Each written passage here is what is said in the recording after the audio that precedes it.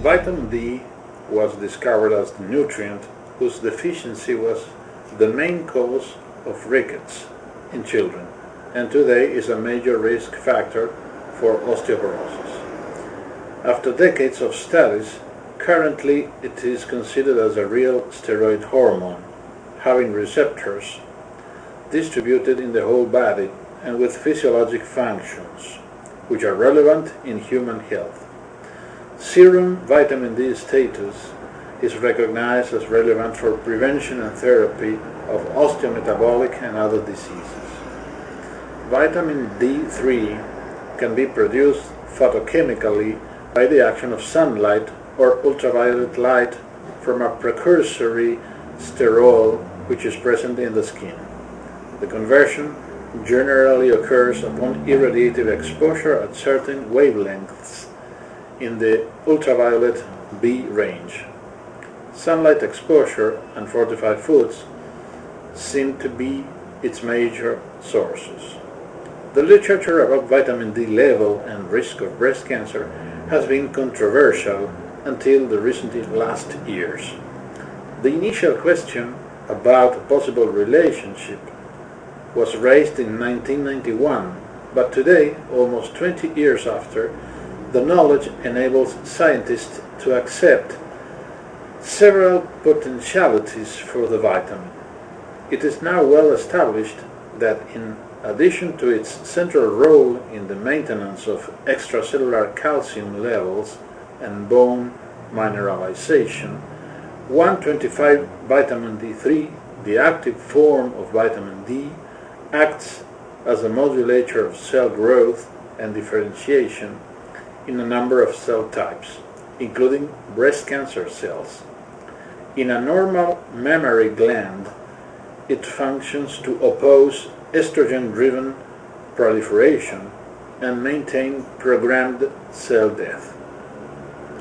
It has been suggested that lack of sun exposure, which would mean a deficiency of vitamin D, could be a risk factor for breast cancer.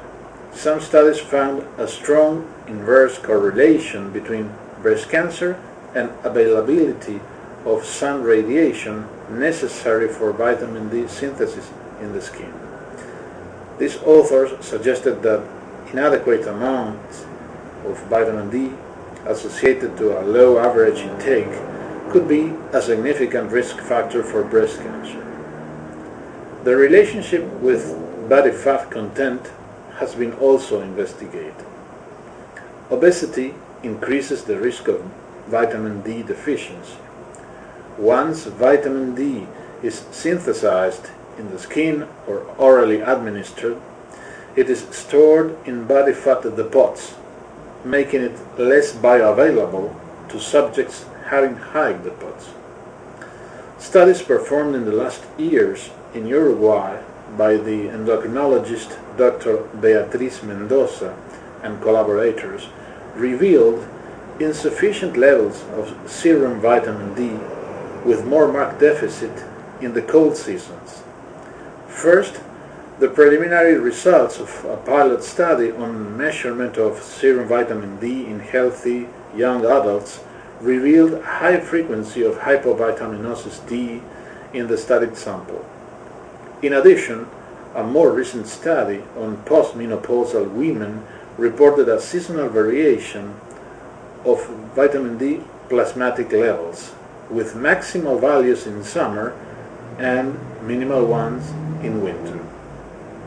Hypovitaminosis D remains as a common and neglected problem despite numerous reports of its high prevalence in susceptible populations and recognized adverse effects mainly on bone mass and fracture risk, but also on other important chronic diseases as blood hypertension and some cancers.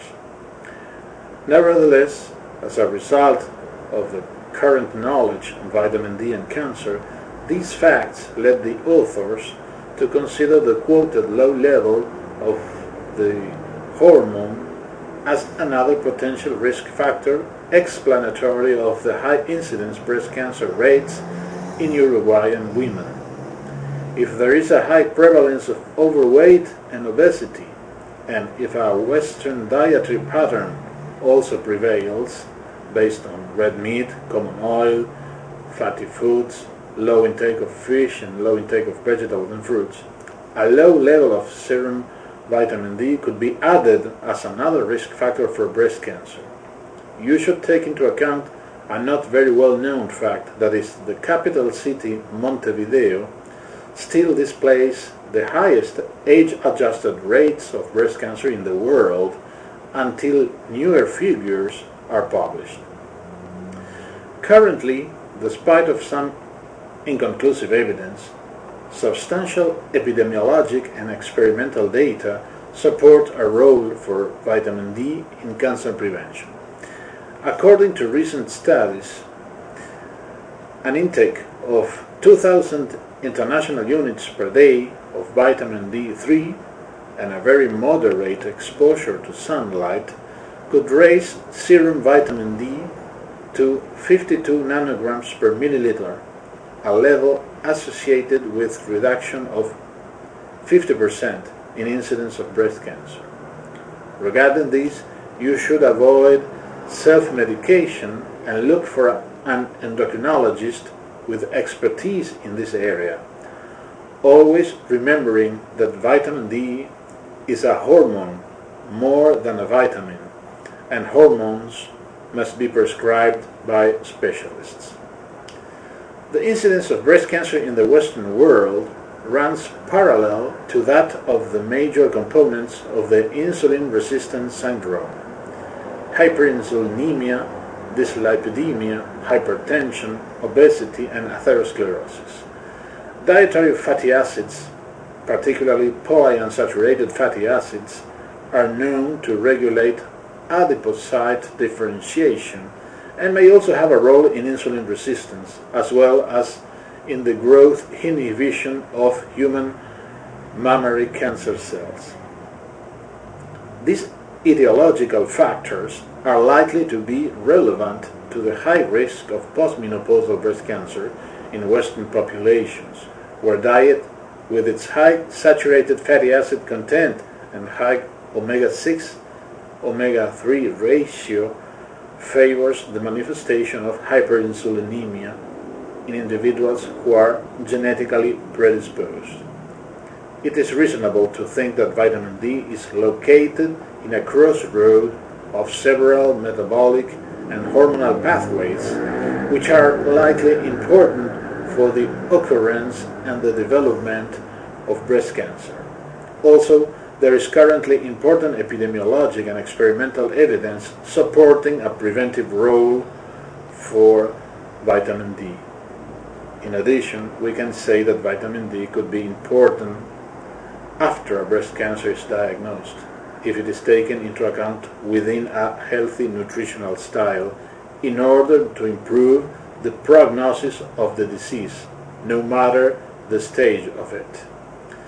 The evidence generated along the last decade suggests that the efforts made to improve vitamin D status through supplementation, increase of sunlight exposure, or both ones, are worthwhile, since they could reduce breast cancer incidence and mortality at a low cost, with probably few or no adverse effects.